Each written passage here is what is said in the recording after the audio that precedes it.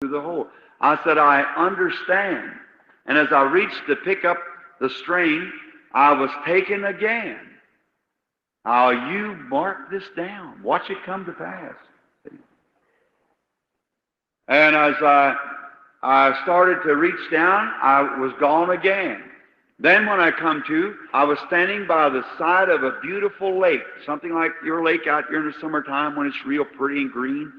And there were fishermen all around the lake, and they were fishing, but they were catching small fishes.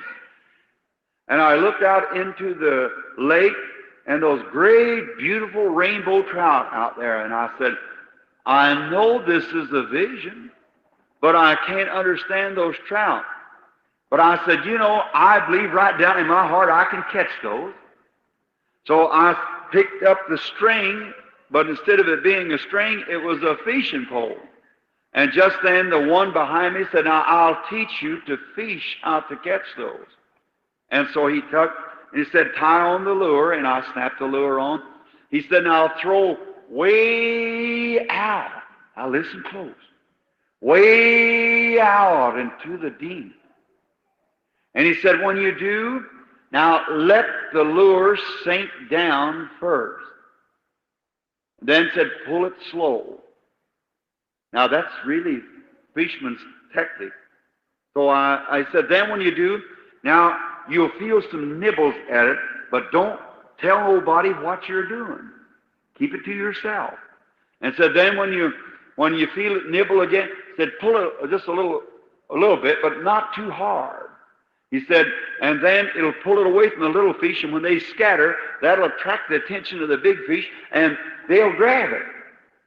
And said, that's the way you'll catch it. So then when he bites on the third time, set your hook for the catch.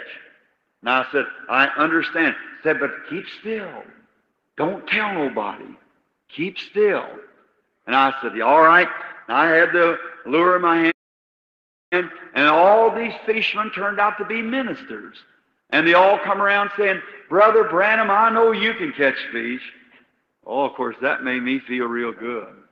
I said, oh, yes, I'm a fisherman. I can catch fish.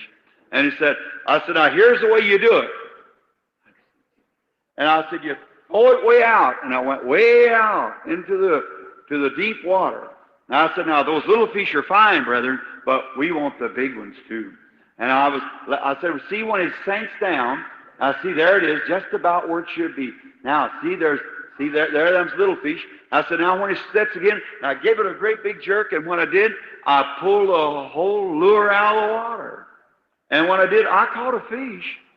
But I wonder how he ever got the lure in his mouth, because it looked like the skin was stretched over the lure, about the same size of the lure. And I thought, oh my. And just then, this one who had been talking behind me stepped around in front of me. It was him, the angel of the Lord. He had his hands folded. He looked at me, said, just what I told you not to do. And I said, yes, that's right. He said, you see, that first pull was when you used to put your hands on the people and tell them what was their trouble. Said the second pull was when you'd know the secrets of the heart like I told you. And said instead of you keeping that to yourself, you tried to explain all about it and tell people. And when you did, said you didn't know nothing about it yourself. And how could you explain it? And you caused a big bunch of carnal impersonations to rise up, and you see what you've done.